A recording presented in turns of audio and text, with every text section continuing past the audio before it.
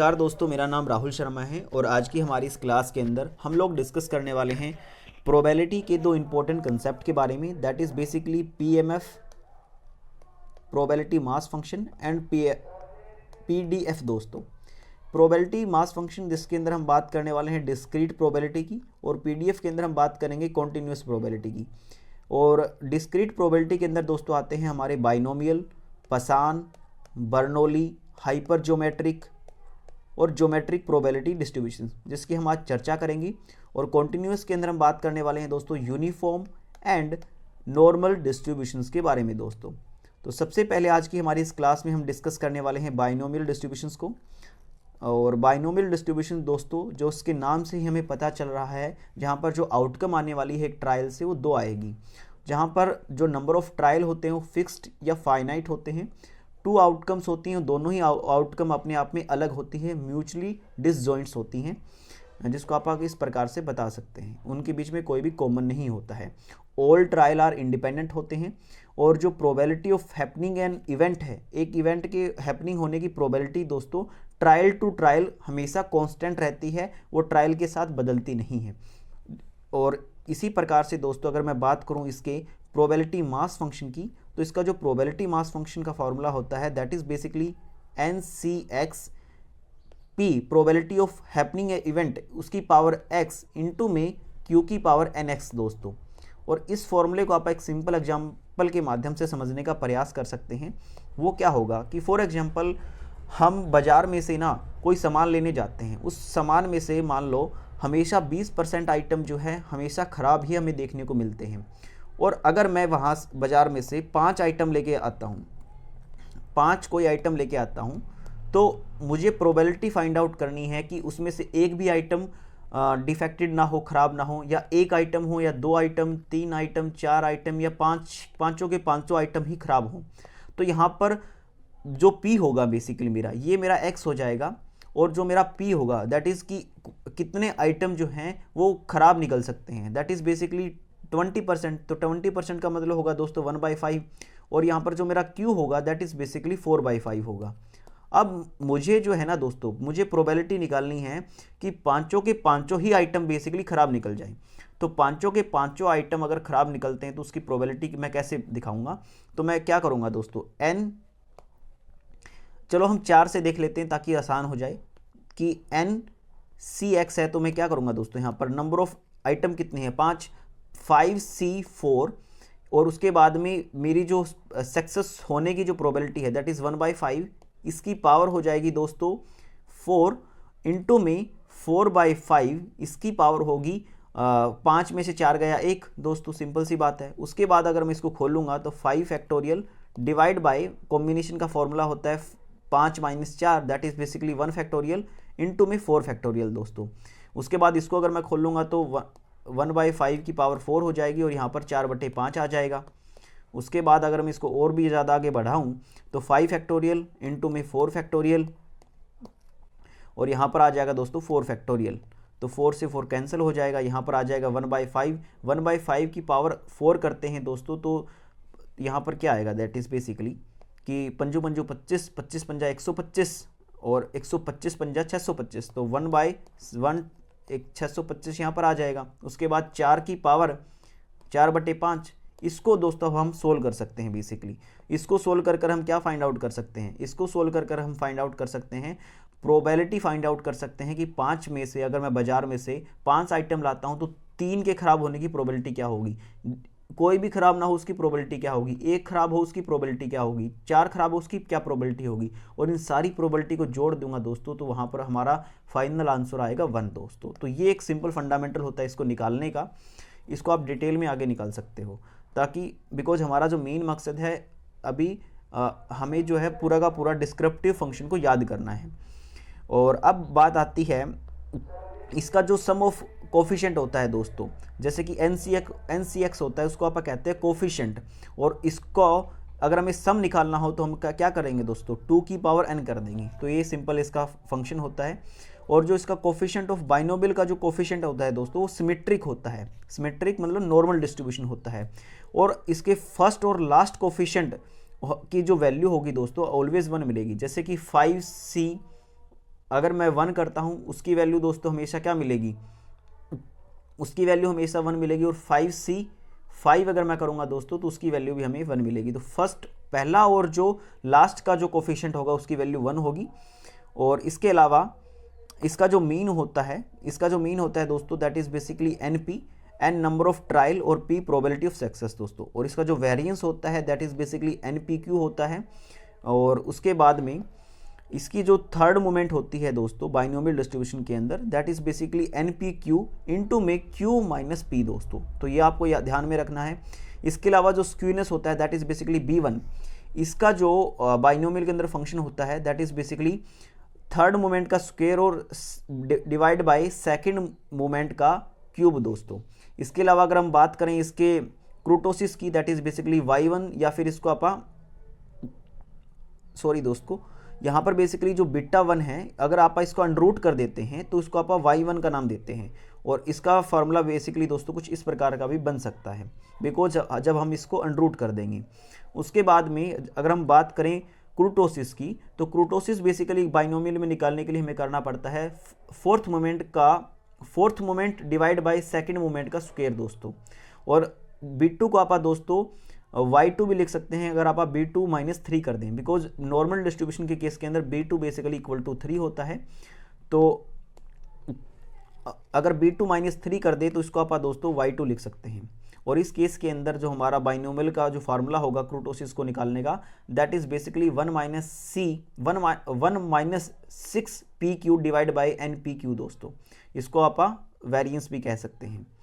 उसके बाद में यहाँ पर जो मेन प्रॉपर्टीज आती है बाइनोमियल डिस्ट्रीब्यूशंस के अंदर कि इसका जो वेरिएंस होता है हमेशा मीन से छोटा मिलेगा, बिकॉज ये मीन होता है NP और जो उसका वेरिएंस होता है NPQ होता है।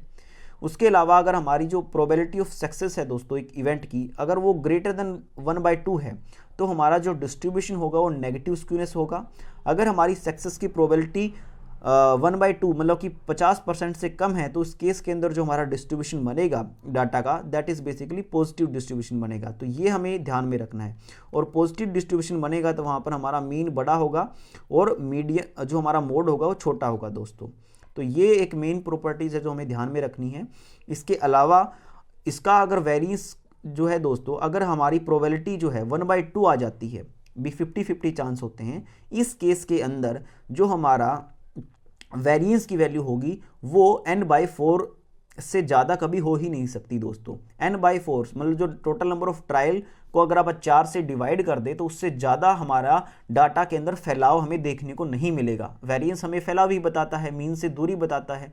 तो उसकी जो मीन से दूरी होगी वो नंबर ऑफ ट्रायल के 4 से भाग देने से ज़्यादा हमें दिखाई नहीं देगी। और अगर दोस्तों अगर हम बाइनोमियल डिस्ट्रीब्यूशन के अंदर नंबर ऑफ ट्रायल को इनफाइनाइट कर देते हैं तो इस केस के अंदर जो रिजल्ट हमें नॉर्मल डिस्ट्रीब्यूशन के अंदर देखने को मिलते हैं वही रिजल्ट हमें बाइनोमियल के अंदर भी देखने को मिलेंगे। और वहाँ पर क्रोटोसिस दैट इज़ बेसिकली बीटा 1 की वैल्यू 0 हो जाएगी। स्क्यूनेस बेसिकली बीटा 1 का मतलब होता है स्क्यूनेस और Y1 का मतलब होगा स्क्यूनेस ही, तो इन दोनों की वैल्यू 0 हो जाएगी। बीटा 2 की वैल्यू 3 हो जाएगी और यहाँ पर Y2 की वैल्यू जो है दोस्तों दैट इज़ बेसिकली क्रोटोसिस उसकी वैल्यू 0 हो जाएगी। तो ये बातें हमें यहाँ पर इसके अंदर ध्यान में रखनी है। इसके अलावा नेक्स्ट हमारा कंसेप्ट आता है दोस्तों हाइपर ज्योमेट्रिक डिस्ट्रीब्यूशंस, जो कि क्लोजली रिलेटेड होता है हमारा बाइनोमियल डिस्ट्रीब्यूशंस के साथ ही। यहाँ पर दोस्तों इस कंसेप्ट के अंदर से इतने ज़्यादा क्वेश्चन नहीं पूछे जाते, तो जो मेन बातें हैं हाइपर ज्योमेट्रिक डिस्ट्रीब्यूशन की उसी को हम डिस्कस करेंगे। तो जो हाइपर ज्योमेट्रिक डिस्ट्रीब्यूशन होता है दोस्तों वो बेसिकली क्लोजली रिलेटेड होता है बाइनोमियल से ही, जहाँ पर जो नंबर ऑफ पैरामीटर होते हैं 3 होते हैं, बाइनोमियल के अंदर नंबर ऑफ पैरामीटर 2 होते हैं। और यहाँ पर ट्रायल आर नॉट इंडिपेंडेंट, वहाँ पर ट्रायल इंडिपेंडेंट थे, तो यहाँ पर क्या है डिपेंडेंट है। जहाँ पर जो सक्सेस है वो ट्रायल टू ट्रायल चेंज होती जाती है। तो पेपर में ऐसा क्वेश्चन आ सकता है कि किस डिस्ट्रीब्यूशन के अंदर जो सक्सेस है वो ट्रायल टू ट्रायल चेंज होती रहती है। तो that is basically hyper geometric distributions जो क्लोजली रिलेटेड होता है बाइनोमियल से दोस्तों। और यहाँ पर इसकी इन प्रॉपर्टीज़ को आपको पेपर के पॉइंट ऑफ व्यू से इतनी ज़्यादा ज़रूरी नहीं है। कोने में एक नाम लिखा हुआ है कैची डिस्ट्रीब्यूशन, तो कैची डिस्ट्रीब्यूशन दोस्तों बेसिकली नॉर्मल डिस्ट्रीब्यूशन का पार्ट है, आपको यहाँ पर इतना ध्यान में रखना है। उसके बाद में हमारा नेक्स्ट डिस्ट्रीब्यूशन आता है यूनिफॉर्म प्रोबेबिलिटी डिस्ट्रीब्यूशंस जो कि कॉन्टिन्यूस प्रोबेबिलिटी डिस्ट्रीब्यूशन का पार्ट होता है। आपको पेपर में बस इतना ही ध्यान में रखना है, because paper point of view से हम यहाँ पर पढ़ने का प्रयास कर रहे हैं। उसके बाद हमारा नेक्स्ट डिस्ट्रीब्यूशन आता है ज्योमेट्रिक डिस्ट्रीब्यूशन, जहाँ पर जो इसका मीन होता है दैट इज़ बेसिकली 1/p, और इसका जो स्टैंडर्ड डेविएशन होता है that is basically q √/p दोस्तों। q का मतलब होता है failure of A event, not happening A event. और इसके अलावा इसका वेरिएंस का फॉर्मूला होगा दोस्तों q/p का स्क्वायर हो जाएगा। और यह जो डिस्ट्रीब्यूशन होता है दोस्तों, यहाँ पर तब तक हम ट्रायल करते रहते हैं जब तक हमें हमारी पहली सफलता नहीं मिल जाती। जब तक हमें हमारी पहली सफलता नहीं मिल जाती तब तक आप ट्रायल करते रहते हैं। तो यहाँ पर जो ट्रायल होते हैं वो क्या होते हैं, इंडिपेंडेंट होते हैं। 2 आउटकम आती हैं। Success probability is same for each trial, जहाँ पर सक्सेस की जो प्रोबेबिलिटी होती है वो सेम ही रहती है, वो बदलती नहीं है। और it's indicate the number of Bernoulli trial to get पहली सफलता दोस्तों। जब तक पहली सफलता नहीं मिलती तब तक आप इसको करते ही रहते हैं। और उसके बाद में हमारा जो नेक्स्ट कंसेप्ट आता है, पसान से पहले दोस्तों हम एक और कंसेप्ट है जिसको हम स्टडी करेंगे, that is basically Bernoulli distribution दोस्तों, जो कि जिसके अंदर 2 आउटकम होती हैं, लेकिन इसके अंदर जो नंबर ऑफ ट्रायल होता है लेकिन वो केवल एक ही होता है। इस कारण से यहाँ पर जो इसका जो पीएमएफ फंक्शन बनता है या फिर इसका जो मीन होता है दोस्तों, जो बर्नौली डिस्ट्रीब्यूशन होता है इसका जो मीन होता है दैट इज़ बेसिकली पी होता है। इसकी जो प्रोबेबिलिटी होती है वही इसका मीन होता है, और इसका जो वेरिएंस होता है that is basically P into Q दोस्तों। इसका स्टैंडर्ड डेविएशन होता है पी इंटू क्यू का अंडर रूट। तो ये इसके अंदर जो मेन बातें हैं दोस्तों आपको ध्यान में रखनी है। और जो बर्नौली डिस्ट्रीब्यूशन होता है स्पेशल केस ऑफ बाइनोमियल होता है, जहाँ पर n जो नंबर ऑफ ट्रायल होते हैं केवल एक होता है। यहाँ पर सक्सेस का मतलब होता है 1 और फेलियर का मतलब होता है 0 दोस्तों। और उसके बाद अब हम आते हैं हमारे मेन इंपॉर्टेंट डिस्ट्रीब्यूशंस के बारे में, जो कि है हमारा आज का पसान डिस्ट्रीब्यूशंस। तो पसान जो डिस्ट्रीब्यूशन होता है दोस्तों वो लिमिटिंग केस होता है बाइनोमियल का। बाइनोमियल के अंदर तो नंबर ऑफ ट्रायल फिक्स होते हैं, लेकिन पसान के अंदर जो नंबर ऑफ ट्रायल होते हैं वो इनफाइनाइट होते हैं दोस्तों। और यहाँ पर जो सक्सेस की प्रोबेबिलिटी होती है वो बहुत कम होती है। और पसान डिस्ट्रीब्यूशन किसके लिए यूज़ किया जाता है, तो मैं इसके लिए आपको थोड़े से एग्जाम्पल देता हूँ। यहाँ पर जो टाइम होता है इसके अंदर दोस्तों जो टाइम होता है वो फिक्स होता है, टाइम फिक्स होता है। और जैसे मैं कहूँ कि 1 घंटे के अंदर इस मान लो एक स्कूल का गेट है, मॉर्निंग में 8:30 से 9 बजे के बीच में कितने बच्चे इस गेट से पास आउट होते हैं, निकलते हैं। तो मैं यहाँ पर क्या निकाल सकता हूँ दोस्तों कि 2 बच्चे निकलते हैं, 10 बच्चे निकलते हैं, 15 निकलते हैं, 1000 निकलते हैं, 1500 निकलते हैं। तो बताओ 2 बच्चे निकलने की प्रोबेबिलिटी बताओ, 10 बच्चे निकलने की प्रोबेबिलिटी बताओ, 15 बच्चे निकलने की प्रोबेबिलिटी बताओ। तो हम कितने भी नंबर्स की प्रोबेबिलिटी बता सकते हैं। तो इसीलिए दोस्तों यहाँ पर जो सक्सेस की जो प्रोबेबिलिटी होती है वो बहुत कम होती है। जब सक्सेस की प्रोबेबिलिटी बहुत कम होती हो तब आप यूज करते हैं पसान डिस्ट्रीब्यूशंस, जो लिमिटिंग केस होता है बाइनोमियल का। और यहाँ पर जो मीन होता है दोस्तों उसको आप कहते हैं एम, या इसको आप लैम्डा भी कह देते हैं, जो कि क्या होता है फाइनाइट होता है। और बिकॉज जो एम होता है वो बेसिकली एन और पी के इक्वल होता है, एन इंटू पी का मतलब होता है यहाँ पर दोस्तों लैम्डा। और यहाँ पर यदि हमें बेसिकली प्रोबेबिलिटी ऑफ सक्सेस निकालना हो तो हम क्या कर सकते हैं, लैम्डा को डिवाइड कर सकते हैं नंबर ऑफ ट्रायल से। और अगर हमें क्यू निकालना हो तो इस फॉर्मूले को आप यहाँ पर यूज़ कर सकते हैं इस प्रकार से।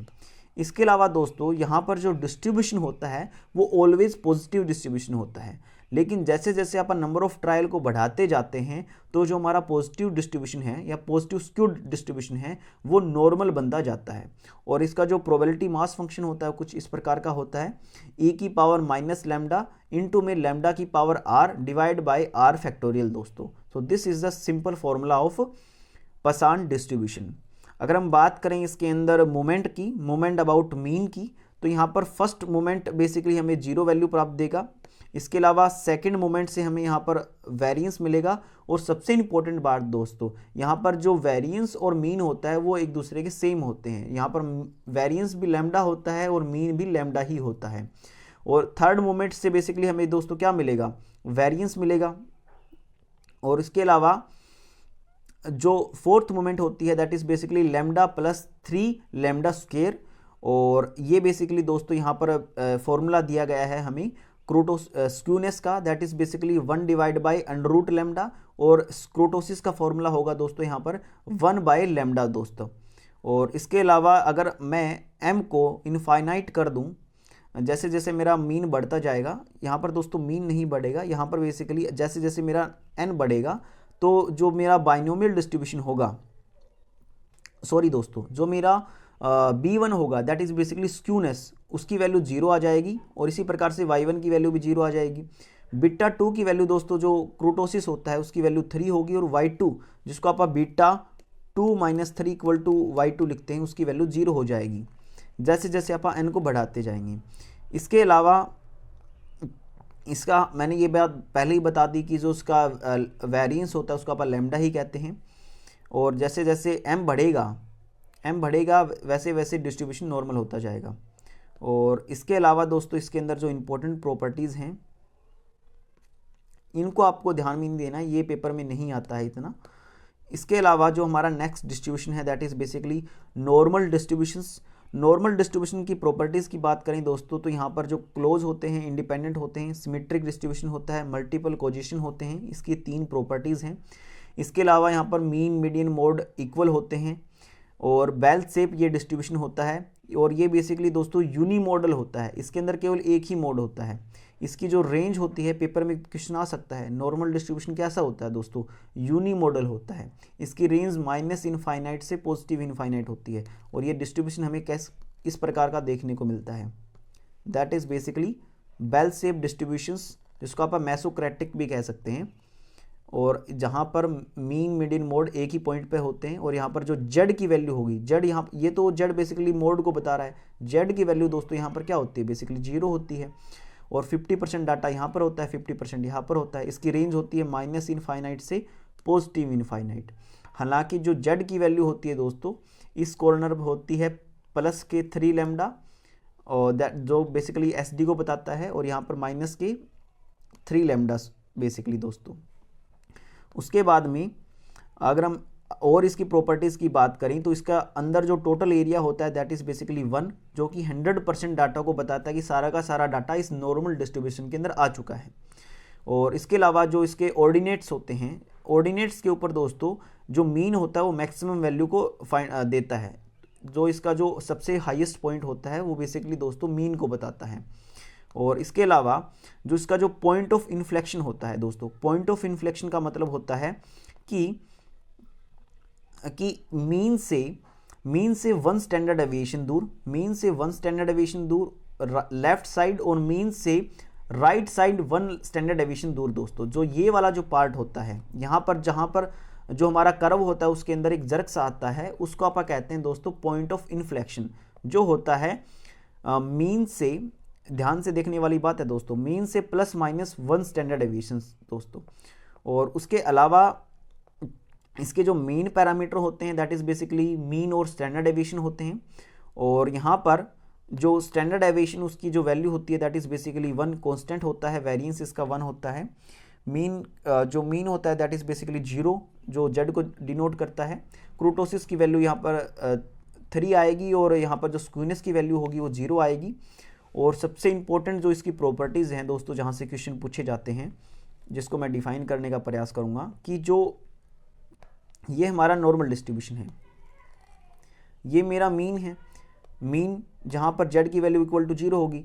मीन से दोस्तों प्लस माइनस और प्लस 1 स्टैंडर्ड डेविएशन दूर का जो ये वाला जो पार्ट होता है दोस्तों, इसके अंदर लगभग 68% डाटा, टोटल जो सीरीज़ का डाटा होता है उसका 68.26% डाटा इसके अंदर समा जाता है। अगर आप थोड़ा सा और आगे बढ़ें, 2 स्टैंडर्ड डेविएशन दूर लेके जाएं तो वहाँ पर 95.4% डाटा। अगर आप मीन से -3 स्टैंडर्ड डेविएशन और +3 स्टैंडर्ड डेविएशन अगर इसको दूर लेके जाते हैं दोस्तों, तो 99.37% डाटा इसके अंदर इंक्लूड हो जाता है। और मीन से ±1.9 स्टैंडर्ड डेविएशन दूर जो डाटा होता है दोस्तों, इसके अंदर हमारा 95% डाटा आ जाता है। यहाँ से बेसिकली कई बार पेपर में काफ़ी क्वेश्चन पूछे जाते हैं। इसका जो प्रोबेबिलिटी डेंसिटी फंक्शन होता है दोस्तों, जिसको आप PDF कहते हैं, वो बेसिकली कुछ इस प्रकार का होता है, जिसको आप यहाँ पर पिक्चर के अंदर देख सकते हो। इसके अलावा अगर दोस्तों गोज टू इनफाइनाइट, अगर हमारा n इनफाइनाइट हो जाता है, उस केस के अंदर जहाँ पर हमारी प्रोबेबिलिटी ऑफ सक्सेस और फेलियर इक्वल हो जाती हैं, तो वहाँ पर बाइनोमियल और नॉर्मल डिस्ट्रीब्यूशन दोस्तों सिमिलर रिजल्ट हमें देखने को मिलता है। और यहाँ पर जो z को निकालने का फॉर्मूला होता है दोस्तों, that is basically x minus x bar divide by standard deviations. तो ये सिंपल सा रूल है दोस्तों, जिसको आपको ध्यान में रखना है। इसके अलावा अगर इसके अंदर और प्रॉपर्टीज़ की बात करें हम, एक ये कंसेप्ट छोटा सा बीच में देखते देखते चलो भाई, हाइपर ज्योमेट्रिक का, कि हाइपर जो हार्मोनिक मीन होता है दोस्तों, इसकी एक और प्रॉपर्टीज होती है, that is basically reciprocal of the arithmetic mean of the reciprocal of the given observation. की अर्थमेटिक मीन की जो ऑब्जर्वेशन होती है उसका रेसिप्रोकल होता है हार्मोनिक मीन दोस्तों। और सबसे इंपॉर्टेंट बात क्या होती है, give high weightage to smaller value, कि हार्मोनिक मीन के अंदर जो स्मॉलर वैल्यूज़ होती हैं उनको ज़्यादा वेटेज दी जाती है। और अगर कोई ऑब्जर्वेशन 0 हो जाता है तो हम हार्मोनिक मीन नहीं निकाल सकते हैं। तो ये सबसे इंपॉर्टेंट इसकी प्रॉपर्टीज़ होती हैं। और ये बेसिकली दोस्तों कंबाइंड हार्मोनिक मीन निकालने का फॉर्मूला यहाँ पर दिया हुआ है। और ये फ्रीक्वेंसी डिस्ट्रीब्यूशन के अंदर बेसिकली फॉर्मूला दिया हुआ है हमें हार्मोनिक मीन निकालने का, जिसको हमें ध्यान में रखना है। और उसके बाद में इसके अंदर जो अदर जो मेन प्रॉपर्टीज़ की अगर मैं बात करूँ दोस्तों, तो ये बेसिकली मैंने वापस से उन्हीं बातों को रिपीट करके लिखा हुआ है, आप इनको भी पढ़ सकते हैं। इसके अंदर कोई ख़ास इतनी चीज़ें नहीं लिखी हुई हैं। एक यहाँ पर एक स्टेटमेंट है कि जो बाइनोमियल डिस्ट्रीब्यूशन होता है उसको आप स्टेशनरी अजम्पशंस लेके चलते हैं। और इसके अलावा दोस्तों यहाँ पर जैसे कि यहाँ पर पासान की कुछ प्रॉपर्टीज़ लिख रखी हैं। It is useful when number of event occurring A special interval दोस्तों, कि एक इंटरवल के अंदर, एक टाइम स्पेस के अंदर कितना इवेंट घटित हो सकते हैं। जैसे कि number of leakage in 100 miles pipeline दोस्तों, कि एक इतनी पाइपलाइन के अंदर कितने छेद हमें देखने को मिल सकते हैं। एक छेद होने की प्रोबेबिलिटी, 0 छेद होने की प्रोबेबिलिटी, 1000 छेद होने की प्रोबेबिलिटी, तो सबकी प्रोबेबिलिटी आप निकाल सकते हैं। लेकिन जैसे जैसे इवेंट बढ़ते जाते हैं सक्सेस की प्रोबेबिलिटी दोस्तों कम होती जाती है। तो ये इंपॉर्टेंट बात है इसके अंदर। और इसके अलावा इसकी सेम सी प्रॉपर्टीज़ है दोस्तों। इसके अलावा जो नॉर्मल डिस्ट्रीब्यूशन है वो डी मोरिव के द्वारा दिया गया है। और कॉन्टिन्यूस प्रोबेबिलिटी डिस्ट्रीब्यूशन के अंदर यूनिफॉर्म, नॉर्मल और एक्सपोनेंशियल प्रोबेबिलिटी डिस्ट्रीब्यूशन को शामिल किया जाता है। पेपर में ऐसा ही पूछ सकते हैं कि कौन कौन से आते हैं कॉन्टिन्यूस के अंदर। और इसके अलावा दोस्तों, और जो नॉर्मल डिस्ट्रीब्यूशन होता है वो आप यूज़ करते हैं जब हमारा टाइम ही क्या बन जाए, वेरिएबल बन जाए। जैसे कि टेम्परेचर को फाइंड आउट करना हो, या फिर जब हमारा टाइम वेरिएबल बन जाता है तो अब आप उसको कहते हैं नॉर्मल दोस्तों। जब हमारा टाइम फिक्स होता है तब हम यूज़ करते हैं बेसिकली पासान, जहाँ पर जो डिस्ट्रीब्यूशन होता है वो पॉजिटिव स्क्यूड होता है। और बाइनोमियल का मैंने आपको बताया ही था वो बाइनोमियल का डिस्ट्रीब्यूशन पॉजिटिव होगा या नेगेटिव होगा, वो डिपेंड करता है उसकी सक्सेस की प्रोबेबिलिटी के ऊपर दोस्तों, जो आपको ध्यान में रखना है। उसके बाद अगर हम इसके अंदर कुछ क्वेश्चंस करने का कोशिश करें कि if a distribution is abnormal tail our picked होगा, इस केस के अंदर हमारा डिस्ट्रीब्यूशन कैसा होगा दोस्तों।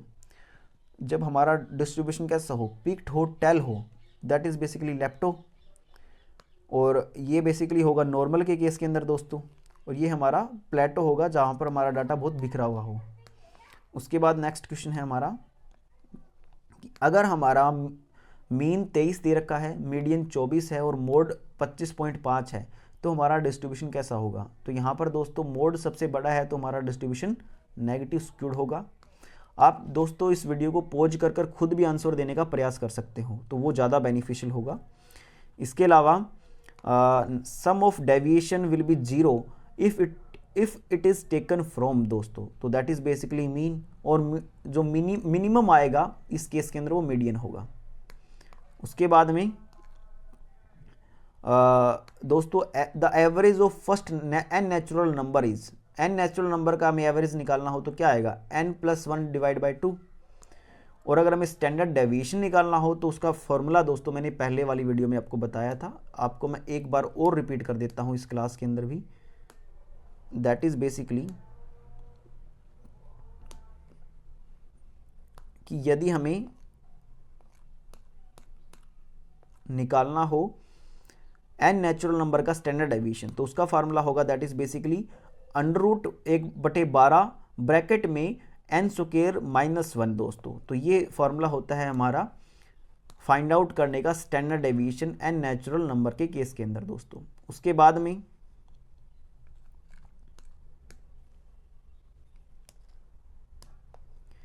इसके अलावा the probability of success change from trial to trial in hypergeometric distribution, जिसकी हमने बात की थी अभी भी। और उसके अलावा दोस्तों ये यूजीसी नेट के ही कुछ क्वेश्चन हैं जिसको आप अभी करने का प्रयास कर सकते हैं, कोई ज़्यादा टाइम इसको लगेगा नहीं। तो आप एक काम करते हैं, इसको पीछे से स्टार्ट करते हैं सोल्व करना।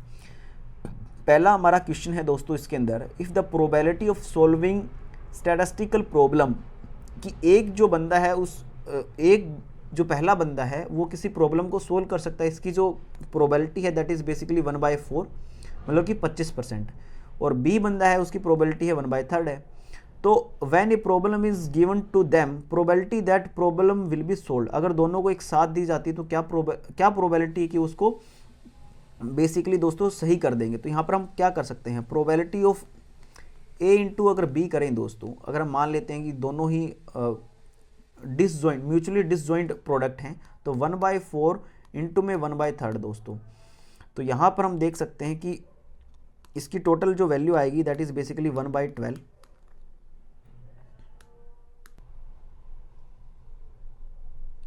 और आप पेपर में निशान लगा के आ जाओगे सी ऑप्शन को, जो कि आपका हो जाएगा दोस्तों गलत, बिकॉज इसका जो सही तरीका होगा निकालने का वो क्या होगा दोस्तों कि यहाँ पर प्रोबेबिलिटी ऑफ ए क्या है, प्रोबेबिलिटी ऑफ ए है कि वो प्रॉब्लम को सोल्व कर देगा दैट इज़ 1/4, और वो प्रॉब्लम को सोल्व नहीं कर पाएगा दैट इज़ बेसिकली क्या होगा दोस्तों, वो होगा 3/4। उसके बाद में बी पर्सन क्या चांस है कि वो सोल्व कर देगा, उसके कितने चांसेस हैं, दैट इज़ बेसिकली 1/3। बी नहीं कर पाएगा उसके कितने चांसेस हैं दोस्तों, दैट इज़ बेसिकली 2/3। इसको आप कैसे निकाल सकते हैं कि 1 - 1/3 दोस्तों, इसी से निकालेंगे ना आप इसको। तो अब इसको अगर आप आगे सोल्व करें दैट इज़ बेसिकली कि वो नहीं, दोनों मिलकर नहीं निकाल पाएंगी, उसकी क्या प्रोबेबिलिटी होगी, दोनों मिलकर नहीं निकाल पाएंगे दोस्तों, तो उसकी प्रोबेबिलिटी होगी P into B that is basically 3/4 into में 2/3। इसको अगर मैं आगे सोल्व करूं दोस्तों तो कितना आ जाएगा 6/12 इक्वल टू 1/2। तो 1/2 मतलब 50% चांस है कि वो दोनों मिलकर इस प्रॉब्लम को सोल्व नहीं कर पाएंगे, और वो प्रॉब्लम को सोल्व कर पाएंगे तो इसका मतलब क्या होगा, इसको आप क्या कर दें 1/2 कर दें, तो यहाँ पर क्या चांसेस आ जाएंगे दोस्तों 1/2। तो इसका जो राइट आंसर होगा दैट इज बेसिकली 1/2 होगा दोस्तों, कि वो दोनों मिलकर इस प्रॉब्लम को सोल्व कर लेंगे। तो इसके लिए सबसे पहले हमें क्या निकालना होगा कि ए निकाल सकता है, ए नहीं निकाल सकता दैट इज 3/4, बी निकाल सकता है, बी नहीं निकाल सकता। तो हमें यहाँ पर क्या प्राप्त हो गया है, हमें यहाँ पर मिल गया है कि दोनों नहीं निकालने की प्रोबेबिलिटी हमें मिल गई है। तो अगर इसको आप मल्टीप्लाई करें तो दोनों मिलकर नहीं निकाल पाएंगे, उसकी प्रोबेबिलिटी क्या होगी 1/2। तो नहीं निकालने की प्रोबेबिलिटी 1/2 होगी, तो इसका मतलब निकालने की प्रोबेबिलिटी 1/2 होगी, दैट इज़ वेरी सिंपल। तो ये इसका तरीका होगा दोस्तों, हम एक सीधा इनको मल्टीप्लाई नहीं कर सकते हैं, सीधा हम इसको नहीं बता सकते हैं, हम इनको अलग अलग बताना होगा। उसके बाद दोस्तों हमारा जो नेक्स्ट क्वेश्चन है इसके अंदर मैं पहले प्रोबेबिलिटी वाला ही क्वेश्चन लूँगा, जो कि यहाँ पर हमारा क्वेश्चन है दोस्तों कि which of the following is not satisfy for the independency of two event A and B, A और बी इवेंट की इंडिपेंडेंसी को कौन फुलफिल नहीं कर रहा है दोस्तों। तो ये तो सिंपल है कि probability of A divide by B क्या आएगी, ए आ जाएगी, ये सही है। बी और ये भी वाली सही है दोस्तों, आपको मैंने जो पिछली क्लास थी उसके अंदर जो डिस्कस किया था उससे जो आपके फंडामेंटल कंसेप्ट मजबूत हो गए होंगे, तो ये प्रॉपर्टीज़ भी आपको सही दिख रही होगी। उसके बाद में जो थर्ड है दोस्तों, जो थर्ड प्रॉपर्टीज़ है कि probability of A into B क्या होगा, हम दोनों की अलग अलग निकालने दोस्तों तो वो तब भी सेम आएगी। और इसके अलावा probability of A into B क्या कर रखा है, इन्होंने जोड़ रखा है दोस्तों। तो इंडिपेंडेंसी के केस के अंदर दोस्तों आप प्रोबेबिलिटी को जोड़ते नहीं है, ये तो म्यूचुअली एक्सक्लूसिव और इंक्लूसिव वाले बात बन जाएगी। तो फोर्थ ऑप्शन हमारा दोस्तों इंडिपेंडेंसी की क्राइटेरिया को फुलफिल नहीं करता है। उसके बाद हमारा क्वेश्चन नंबर 6 है दोस्तों कि अगर एक बैग के अंदर 5 रेड 7 वाइट और 3 ग्रीन बॉल हैं और एक बॉल निकाली जाती है रैंडमली, तो क्या प्रोबेबिलिटी है कि वो ग्रीन बॉल होगी। तो इसकी प्रोबेबिलिटी क्या आएगी दोस्तों, 3/15 और इसका आंसर बी होगा। उसके बाद हमारा नेक्स्ट क्वेश्चन है कि अगर एक बैग के अंदर 10 बबल्स हैं जिसके अंदर से 4 डिफेक्टेड हैं और 3 बबल्स हम निकाल रहे हैं रैंडमली और विदाउट रिप्लेसमेंट। मेरे यार विदाउट रिप्लेसमेंट का मतलब क्या हुआ कि यहाँ पर रिपीटेशन नहीं होगा। एक बॉल मैंने निकाल दी तो 10 की बजाय वो 9 रह जाएंगी, दूसरी निकाली तो फिर 8 रह जाएंगी। तो इस प्रकार से बातें चलेंगी। तो अगर दोस्तों मैंने पहली बॉल निकाली और यहाँ पर हमें पता क्या करना है कि 3 बबल्स के डिफेक्टेड होने की चांसेस बताओ। तो मैंने पहली बॉल निकाली, वो डिफेक्टेड होने के चांसेस क्या होंगे, दैट इज बेसिकली 4/10। दूसरी बॉल निकाली, उसके चांसेस कितने होंगे, 3/9। तीसरी बॉल निकालूंगा, उसके चांसेस कितने होंगे, 2/, बिकॉज अब 2 ही बॉल डिफेक्टेड रही हैं और नीचे बॉल कितनी आएंगी, 8। इसको मैं सोल्व करूंगा दोस्तों, सो दैट इज बेसिकली 2/5, 1/3 और 1/4 दोस्तों। तो इसका जो राइट आंसर आएगा 2/60। इसको सोल्व करता हूं तो इसका राइट आंसर हो जाएगा दोस्तों 1/30।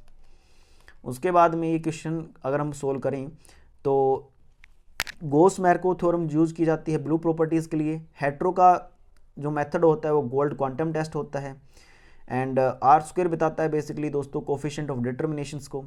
और यहाँ पर बेसिकली वन साइड टेस्ट जो है बेसिकली इसको शो कर रहा है दोस्तों। तो इसका ये आंसर आ जाएगा। उसके बाद में बाइनोमियल डिस्ट्रीब्यूशन का जो PMF प्रोबेबिलिटी मास फंक्शन क्या होगा दोस्तों, तो हमें पता है NCX P⁻x और इंटू में Q⁻n-x। तो हमारा पहला ही ऑप्शन ठीक हो जाएगा। उसके बाद में हमारा नेक्स्ट क्वेश्चन है कि एक सैम्पलिंग डिस्ट्रीब्यूशन के अंदर रैंडम सैम्पलिंग के अंदर जो स्टैंडर्ड एरर है वो किसके द्वारा शो किया जाता है दोस्तों, पॉपुलेशन स्टैंडर्ड डेविएशंस। तो पॉपुलेशन स्टैंडर्ड डेविएशन का जो राइट फॉर्मूला होगा that is basically standard deviation divide by n√। दोस्तों उसके बाद में हमारे जो नेक्स्ट क्वेश्चन हैं इसके अंदर जो दोस्तों इसके अलावा एक ये क्वेश्चन भी हमने किया था उसके अंदर कि जो हमारा इन तीनों का जो रिलेशनशिप होता है that is basically geometric mean का square equal to harmonic mean into में अर्थमेटिक मीन दोस्तों। तो सी ऑप्शन हमारा राइट हो जाएगा। नॉर्मल डिस्ट्रीब्यूशन के केस के अंदर दोस्तों अगर यहाँ पर ये इक्वल दिया हुआ होता, यहाँ पर अगर इक्वल होता दोस्तों तो इसका मतलब क्या होता कि एक नॉर्मल डिस्ट्रीब्यूशन है तो ये तीनों ही एक दूसरे के बराबर भी आ सकते हैं। इसके अलावा दोस्तों ये वाला क्वेश्चन आज हम और करते हैं कि what is the following method of selecting strategy in constant is consistent with risk averting behaviour. Risk averting behaviour का मतलब होता है दोस्तों वो व्यक्ति जो रिस्क से बचना चाहता हो। और एक कंसेप्ट होता है कि जिसका स्टैंडर्ड डेविएशन छोटा होता है, जिसका वेरिएशन छोटा होता है तो आप उसी को चूज करना पसंद करते हैं। लेकिन एक सिचुएशन होती है कि जब हमें एक्सपेक्टेड प्रॉफिट सेम हो तो वहाँ पर हम देखते हैं कि जिसका स्टैंडर्ड डेविएशन छोटा होगा उसको आप चूज करेंगे, उस स्ट्रेटेजी को आप चूज करेंगे। फॉर एग्जांपल मैं 2 जगह इन्वेस्ट करता हूँ A और B, दोनों जगह मुझे प्रॉफिट सेम मिल रहा है लेकिन यहाँ पर स्टैंडर्ड डेविएशन छोटा है और यहाँ पर बड़ा है तो मैं A वाले को चूज कर लूँगा दोस्तों। बिकॉज स्टैंडर्ड डेविएशन छोटा होने का मतलब हुआ कि वहाँ पर रिस्क कम है। रिस्क कम होने का मतलब क्या हुआ दोस्तों, स्टैंडर्ड डेविएशन छोटा होने का मतलब क्या हुआ कि जो एक सीरीज के अंदर एक्स सीरीज के अंदर जो मोस्ट ऑफ द जो वेरिएबल हैं जो करेक्टर हैं वो बेसिकली मीन के आसपास हैं। तो इसलिए दोस्तों ये बेस्ट होता है। इसके अलावा ये क्वेश्चन हम कर लेते हैं कि अगर इफ़ ये डिस्ट्रीब्यूशन मीन मेरा 40 दे रखा है, मोड मेरा 60 है, स्टैंडर्ड डेविएशन 10 दे रखा है तो कोफिशिएंट ऑफ स्क्यूनेस निकालो। तो 40 माइनस 60 डिवाइड बाय 10 तो इसका आंसर आ जाएगा दोस्तों -2। इसके अलावा the sum of square deviation of a set value is minimum when deviation are taken from squared हो तो दोस्तों अर्थमेटिक मीन आ जाएगा। That is very simple.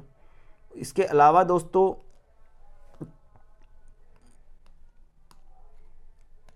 कौन से क्वेश्चंस हैं आई थिंक आज के लिए इतना ही काफ़ी है।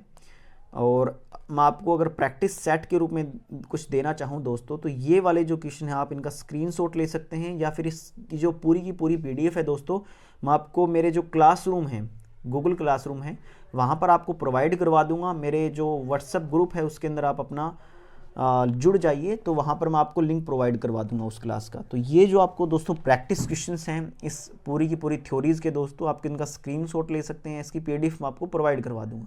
तो ये सारे क्वेश्चंस आपको करने हैं, एंड ये सभी क्वेश्चन दोस्तों इनके आंसर दे रखे हैं, लेकिन ये क्वेश्चन आपको करके देखने हैं ताकि आपकी प्रैक्टिस इनसे बने दोस्तों। ज़्यादा क्वेश्चंस नहीं हैं, बिकॉज मैंने आपका काम इतना आसान कर दिया है अभी कि जो काम को करने में आपको 2 दिन लगते हो, सारा काम मैंने इन 2 क्लासेस के अंदर 1 घंटे में आपको प्रोवाइड करा कर दे दिया है।